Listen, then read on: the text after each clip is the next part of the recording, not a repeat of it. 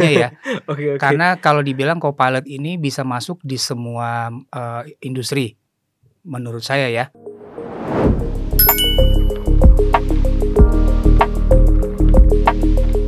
Oke, dari perusahaan-perusahaan yang sudah berkolaborasi nih Pak, Mm-mm. pasti dari berbagai sektor ya, yang berbeda-beda tentunya.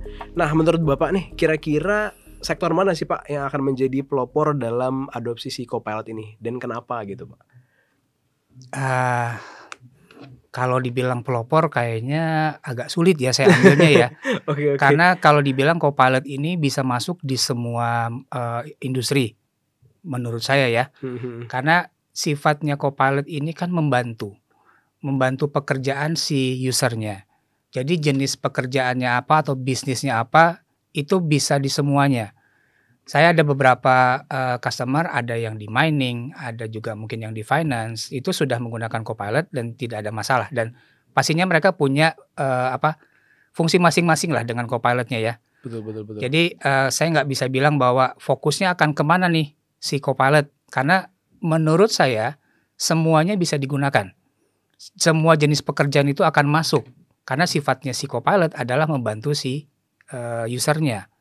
Jadi kalau dibilang fokusnya Microsoft, apakah lebih cocoknya ke mungkin researcher atau mungkin businessman, itu sih nggak bisa diklasifikasi begitu ya. Oke. Semuanya akan disupport oleh Copilot begitu. Oke, berarti akan semua sektor industri akan masuk Ya, Pak, akan masuk.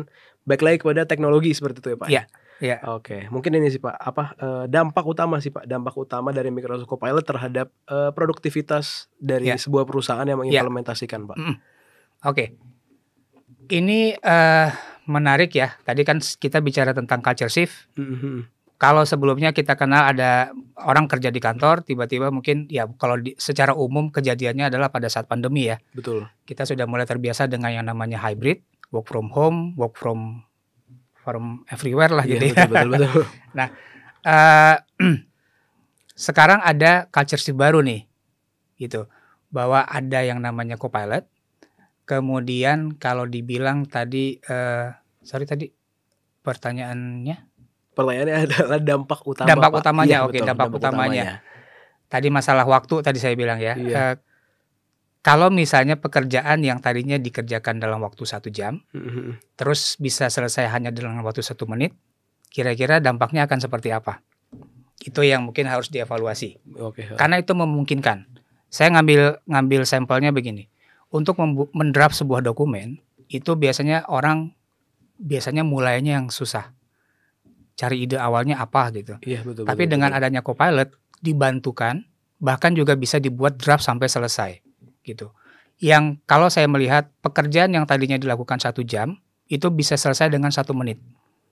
Nah, kemudian ya mungkin nggak langsung selesai, tapi kan dia harus review lagi, sudah oke, baru dia komit selesai, mungkin editing segala macam ya. Mungkin bisa dibilang dari 1 jam 15 menit dia butuh waktu.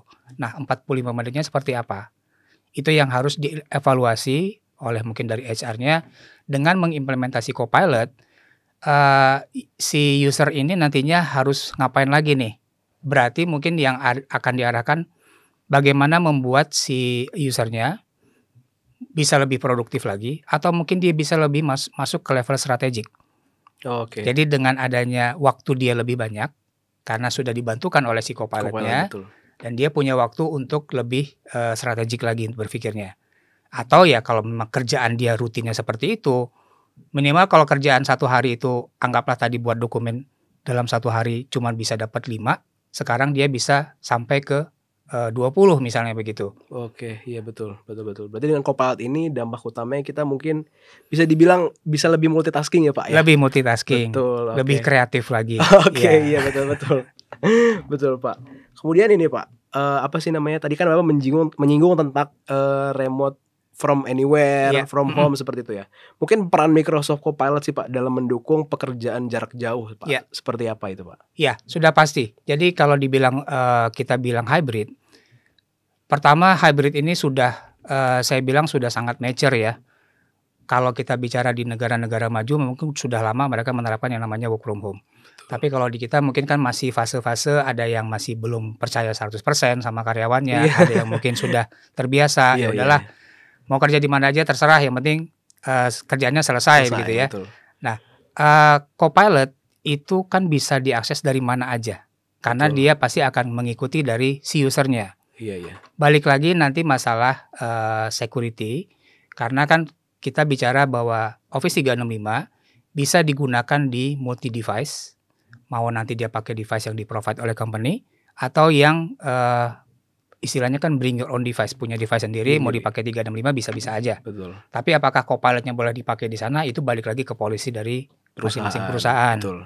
Karena kalau dibilang pastinya Copilot karena dia sifatnya cloud, bisa dipakai di mana aja, as long as dia terkoneksi dengan internet, dia tetap bisa dibantukan oleh si Copilot-nya. Betul. Ya. Oke. Berarti balik lagi kepada kalau misalnya dibilang seberapa impactfulnya dia untuk pekerjaan yang hybrid gitu Pak, berarti tergantung ke perusahaannya lagi Pak ya. Iya. Polisi perusahaannya betul. Iya. Oke. Sekarang ini sih Pak, cara perusahaan kecil atau bisa dibilang startup yang baru ini Pak ya, dapat mengakses teknologi ini dengan anggaran yang terbatas gitu Pak. Iya. Oke. Kalau saya bilang startup sih biasanya startup itu native-nya sudah di cloud ya. Karena biasanya jarang tuh kalau startup yang harus invest lagi di server, karena harus mikirin ruang server dan segala macamnya itu panjang. Nah, biasanya langsung terjunnya di cloud. Harusnya kalau untuk yang menurut saya ya, untuk yang bisnis kecil ataupun saya bilang startup, penggunaan Copilot ini sangat-sangat membantu. Karena kan mungkin mereka juga sudah harus multi resource, multitasking juga sudah pasti biasanya gitu kan. Iya. Jadi dengan adanya Copilot mereka bisa lebih simplify lagi bahwa informasi-informasi yang scatter ini bisa terfokuskan lah dengan adanya Copilot, dibantukan di situ. Beda halnya dengan yang perusahaan yang sudah punya tim banyak, itu kan mungkin sudah punya resource masing-masing lah ya. Tinggal nanti dikumpulkan oleh si mungkin manajernya untuk mengambil keputusan. Tapi untuk yang perusahaan-perusahaan yang sifatnya startup, ini mungkin bisa lebih cepat lagi. Karena mungkin keterbatasan resource mereka tadi ya. Jadi dengan adanya Copilot, mereka punya punya satu saya bilang mungkin orang lah ya yang membantu mereka untuk bisa mendapatkan informasi lebih cepat dan juga dengan keterbatasan jumlah dari orang di startupnya. Begitu. Oke. Berarti kalau misalnya, tapi ini Pak, kita balik lagi kita coba tadi kan tentang terbatasnya resource mereka seperti itu ya. Nah, kalau misalnya untuk apakah Copilot ini berarti apakah capable Pak untuk kalau misalnya ada perusahaan-perusahaan yang kecil gitu dengan anggaran mereka yang terbatas gitu kayak mau pakai Copilot cuma mungkin bayang-bayang mereka anggarannya harus besar seperti itu. Iya. Dibilang besar harusnya tidak ya. Karena sebenarnya balik lagi ke benefitnya. Memang kalau saya bilang pastinya ada harga, ada barang. Biasa kalau orang bilang bisa begitu ya. Tapi kita akan lihat dari benefit yang dihasilkan dengan menggunakan Copilot apa. Saya mungkin balik sedikit ke 365. Karena dulu juga waktu dibilang waktu saya coba juga bantu tim sales di 365 ya. Iya. Market di Indonesia agak-agak resisten dengan 365 karena mereka berpikir kenapa nggak pakai yang versi install aja, yang bayarnya sekali aja, nggak perlu sewa, terus bisa dipakai sekian tahun. Mungkin kan supportnya bisa 3 tahun sampai mungkin bisa dipakai 5 tahun gitu. Betul. Sebelum ada update yang baru ya. Betul. Karena yang digunakan adalah cuman Word, Excel, PowerPoint, cuman itu. Iya betul. Tapi sedangkan Office 365 itu kan service di belakangnya banyak. Ada OneDrive-nya, ada SharePoint-nya, ada Defender-nya, ada ya saya bilang mungkin nanti planner dan segala macam. Kalau memang itu diutilize semua, kalau di breakdown itu pasti akan jadi lebih murah kalau dipakai semua, gitu kan? Oke, iya betul. Nah, sekarang dengan Copilot mungkin ada yang bilang Copilot mahal gitu.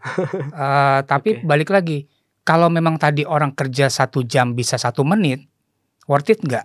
Menurut saya pertanyaannya gitu ya. Iya, betul. Kalau seandainya menurut saya sih itu harusnya nggak ada masalah. Berarti kita bisa double lagi untuk bekerja. Betul. Hasilnya juga pasti akan bisa double triple lagi begitu kan? Betul.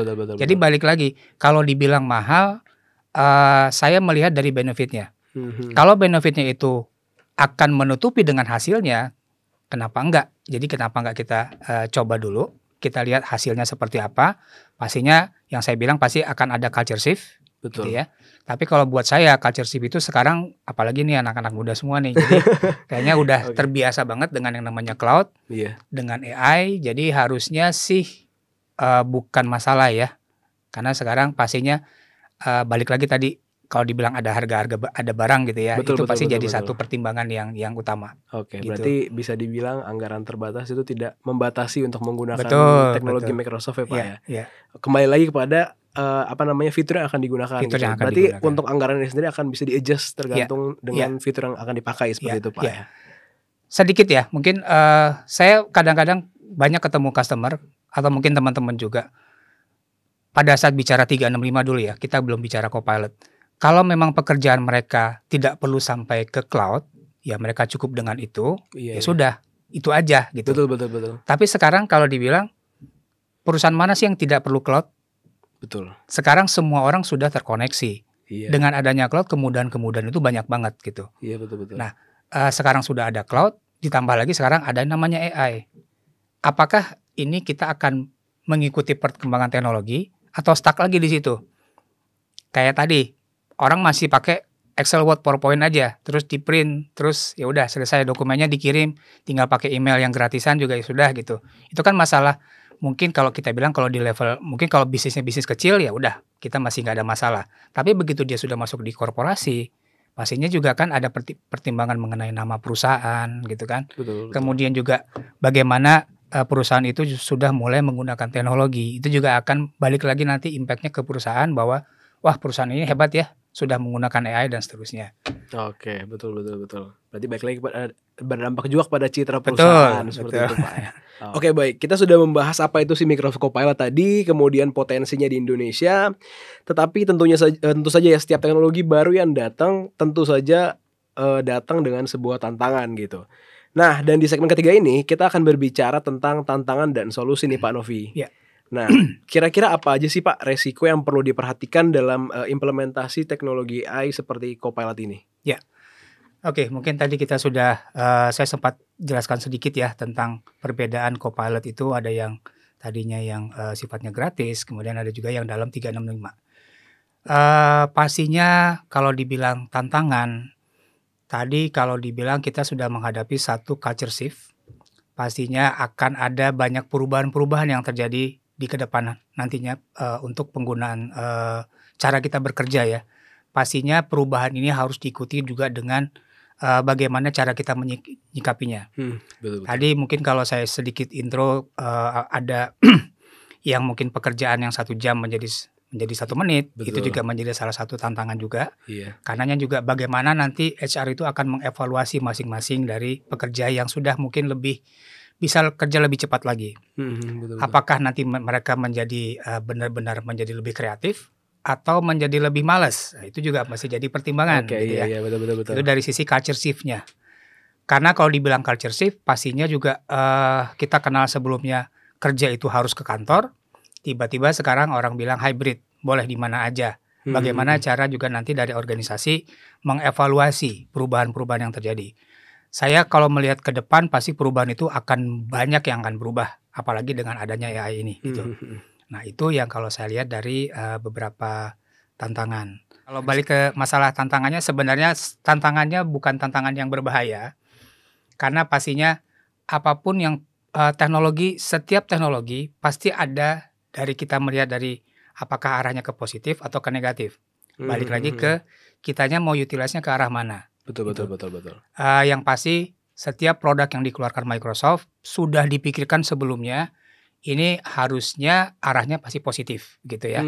Tapi balik lagi nanti apakah dengan culture di kita itu bisa benar-benar adopt atau mungkin perlu banyak adjustment yang harus dilakukan. Oke. Betul. Walaupun seharusnya sudah streamline ya. Kalau dilihat dari sisi bisnis harusnya semuanya smooth ya. Oke, siap.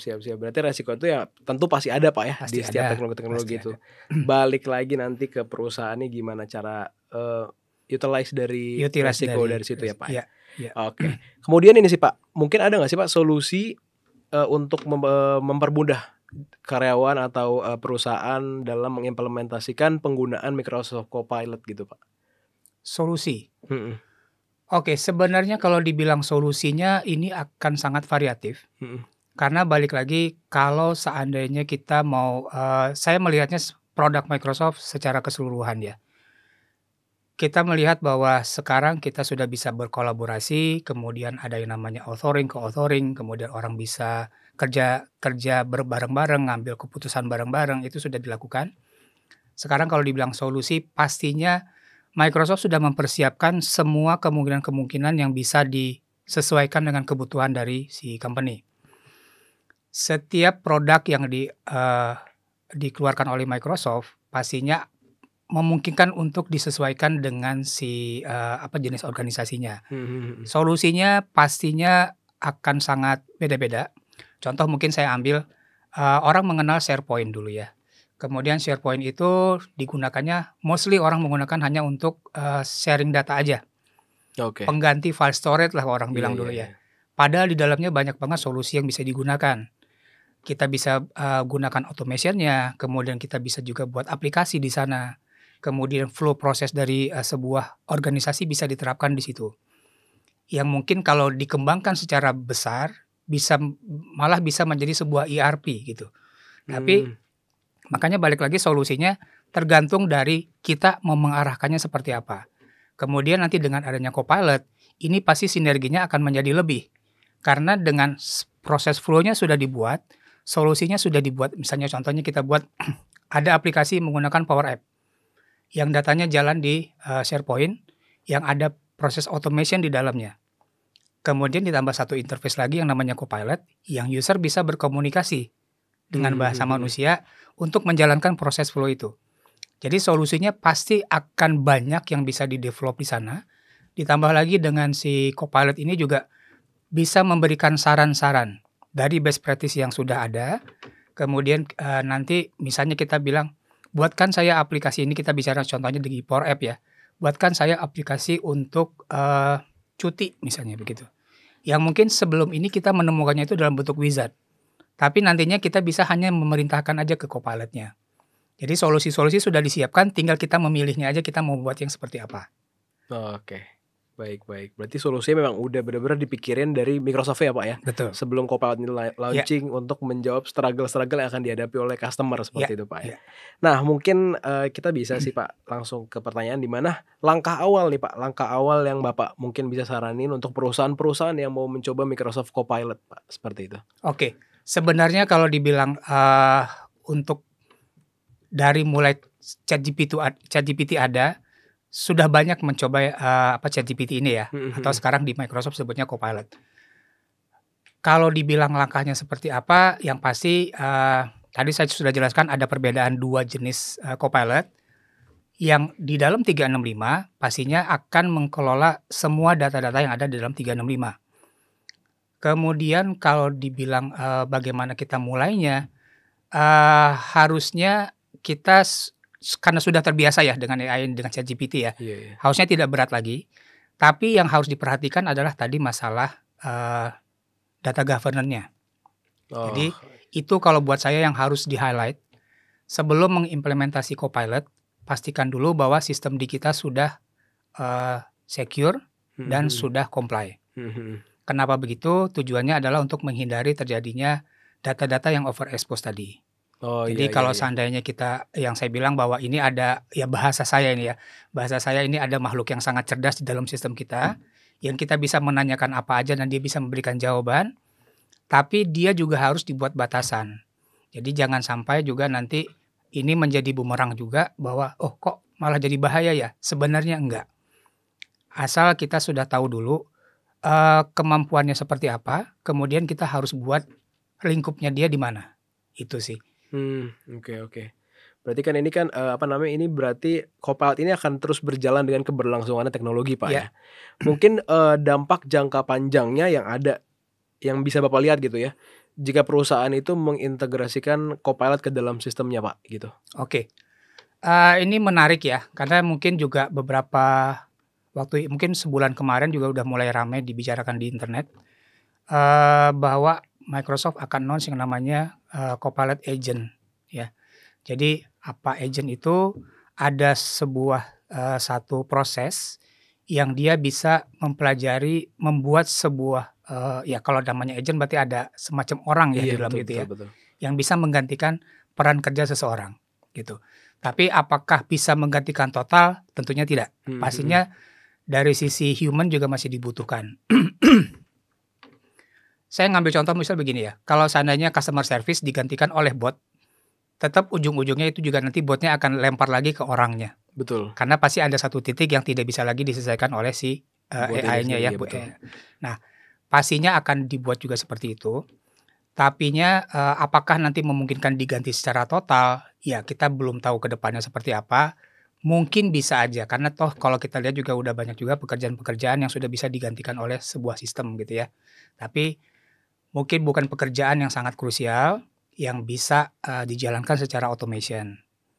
Oke. Berarti dari penjelasan Bapak ini sangat amat bagus banget. Ditambah lagi nanti ada agent copilot ya Pak ya? Agent copilot ya. Betul. Nah berarti ini dong Pak, mau minta sedikit rekomendasi buat Bapak, buat perusahaan-perusahaan yang masih ragu untuk mengadopsi teknologi copilot ini Pak. Ya, buat saya jangan ragu, karena saya sudah melihat benefitnya sangat banyak. Tadi kalau mungkin di level manajer ke atas ya terutama ya, itu bisa dibantukan dari pekerjaan yang selama ini mereka terbengkalai. Tadi saya bilang yang namanya digital debt, itu sangat-sangat membantu. Di luar itu kalau mungkin di level operation, itu saya melihat juga bagaimana copilot ini bisa ibaratnya ngebooster kita pada saat kita kehilangan ide. Kreativitas kita itu kadang-kadang kan susah dipaksakan di awal ya. Betul. Tapi kalau kita sudah ada basicnya nih, dibantukan dengan copilot bahwa mungkin rangkanya seperti ini, sisanya kita tinggal lanjutkan aja. Jadi pekerjaan pasti akan jadi lebih cepat. Tadi mungkin saya jelaskan tentang benefit dari copilot. Mungkin tadi ngomongnya masalah harga dan segala macam ya, pertimbangannya mahal dan segala macam. Kalau seandainya itu bisa kita lihat dari sisi mungkin benefitnya, kira-kira kalau kita tadinya pekerjaan yang harus dilakukan dalam waktu 1 hari bisa selesai dengan 1 jam, berarti harusnya kita bisa melipat gandakan dari hasilnya begitu ya. Betul. Tapi balik lagi tadi pastinya akan ada culture shift yang harus kita evaluasi juga. Jangan sampai ini juga jadi overwhelm juga nantinya begitu kan. Betul. Jadi tetap kalau dibilang ini akan jerinya mungkin lumayan, tapi nggak terlalu panjang lah, karena mungkin kita sudah ready sebelumnya dari yang teknologi yang on-prem pindah ke cloud. Sekarang cloud ada satu teknologi yang namanya AI. Gitu. Oke, siap. Berarti emang disarankan dan direkomendasikan banget ya Pak ya? Sangat direkomendasikan. Untuk perusahaan-perusahaan mulai shifting ke arah AI seperti itu Pak ya? Karena saya juga sudah coba sendiri ya, karena saya sehari-hari juga menggunakan copilot. Banyak hal yang membantu saya dalam hal mungkin entah itu buat proposal atau juga buat PowerPoint gitu ya, presentasi gitu ya. Jadi dari mungkin data yang sudah bentuknya proposal, saya mau rubah jadi PowerPoint, itu hanya dalam waktu beberapa menit selesai. Tinggal mungkin nanti saya touch up aja. Ya saya mungkin ada beberapa yang saya rubah-rubah. Minimal waktu saya bisa saya saving ya banyak lah gitu ya. Mungkin dari yang tadi saya bilang, biasa saya buat proposal itu lebih dari 1 jam. Karena kan mungkin saya copy teksnya dulu, saya baca dulu, saya summary-kan dulu gitu kan. Sekarang saya hanya masukin datanya, langsung jadi PowerPoint-nya, tinggal mungkin saya touch up dengan entah nambah logo perusahaan atau mungkin warnanya mau saya rubah. Begitu sih. Betul. Ya. Wah, berarti untuk perusahaan-perusahaan yang masih belum mengadopsi teknologi ini sepertinya memang disarankan banget nih. Untuk itu nggak perlu ragu lagi sih, karena kan dari Pak Novi sendiri juga ya menyarankan, karena selain teknologi ini membuat mudah memberikan efisiensi Pak ya. Benar. Selain itu juga teknologi ini akan terus berkembang ke depannya, dan juga pasti perusahaan-perusahaan ke depannya ingin sesuatu yang lebih mudah dengan output yang lebih baik gitu Pak ya, dan juga output yang lebih baik seperti itu. Oke, mungkin nih Pak ada satu pertanyaan terakhir ya Pak ya, untuk mengakhiri podcast kita hari ini gitu ya. Pak Novi, dari Bapak ini yang sudah makan pengalaman Bapak di dunia itu cukup lama ya Pak ya. Menurut Bapak ada nggak sih pesan gitu untuk perusahaan yang ingin mulai perjalanan transformasi digital Pak? Ya, kalau bicara digital transformation ya, sebenarnya ini udah pembicaraan dari 5-10 tahun yang lalu. Tapi mungkin yang belum melakukan digital transformation tidak ada kata terlambat. Karena pastinya dengan perubahan teknologi saat ini sudah harus masuk ke dunia digital, karena semuanya juga sudah digital. Jadi kalau kita tidak mendigitalkan proses kita, pastinya akan sangat ketinggalan. Betul. Kemudian apakah digital itu harus cloud? Itu selalu jadi pertanyaan orang. Sebenarnya tidak, tapi kalau seandainya dengan ada fasilitas cloud, itu akan sangat dibantukan. Karena mungkin dari sisi investasinya juga akan sangat berkurang, tidak harus sediakan server, ruang server, mungkin maintenance server panjang mungkin kalau diskusi mengenai on-prem ya. Jadi kita tinggal sewa aja, tinggal pakai saja yang ada di cloud, mungkin kemudian service-servicenya juga sudah sangat banyak yang ada di cloud, dan juga kita bicara security-nya.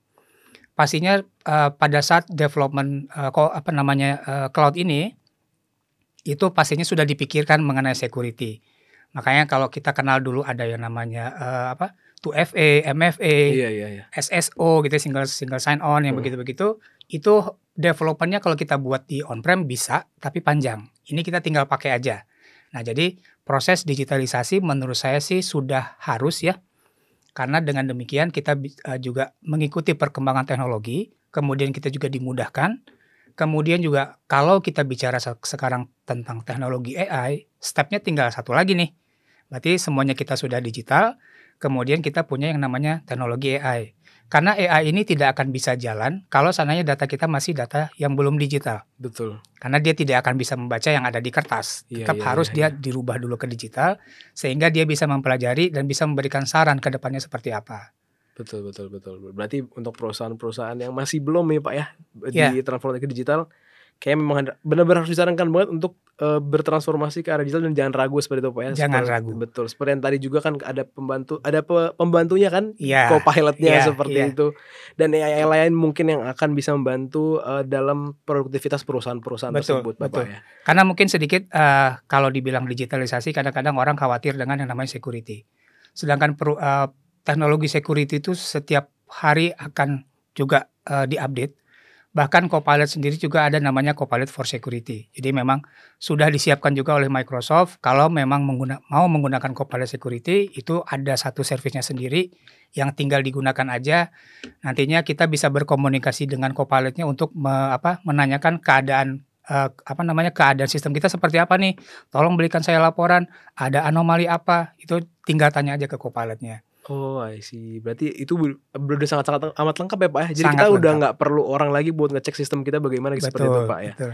Oke Pak, kita udah nggak terasa nih, kita udah sampai di akhir diskusi hari ini di kelas CBN Cloud Podcast. Dari penjelasan apa itu sih Microsoft Copilot, kemudian tren implikasinya di Indonesia bagaimana, hingga tantangan serta solusinya yang tadi sudah kita diskusikan bersama Pak Novi ya Pak ya. Nah, kesimpulannya mungkin Microsoft Copilot ini bukan hanya sebuah alat Pak ya, tapi juga partner kerja dengan karyawan yang cukup cerdas dan juga bisa membantu meningkatkan produktivitas dan juga efisiensi. Nah, untuk keamanan sendiri sebelumnya juga Pak Novi sudah menyebutkan, jadi untuk perusahaan-perusahaan yang masih belum mencoba, bisa dicoba, dikarenakan memang dari Microsoft sendiri sudah menjamin tentang keamanan dan kemulusan dari sistem ini sendiri. Nah, terima kasih banyak kepada Pak Novi, Pak Novi Munardi sebagai narasumber kita hari ini atas insight dan perspektifnya. Dan tentu saja terima kasih juga untuk Cloud Friends, pendengar setia kami yang akan terus harus didengar sih, karena kita akan terus update tentang teknologi di setiap bulannya. Jangan lupa untuk terus mengikuti CBN Cloud Podcast di episode-episode berikutnya. Mungkin bisa untuk kalau ada saran atau ada komentar bisa langsung tulis di kolom komentar buat kita jadiin ide-ide diskusi di episode berikutnya. Jangan lupa di like, komen, dan juga subscribe. Sampai jumpa di podcast berikutnya dan tetap semangat berinovasi. Terima kasih Pak Novi. Terima kasih. Saya nanti izin koneksi di link ini Pak ya. Boleh.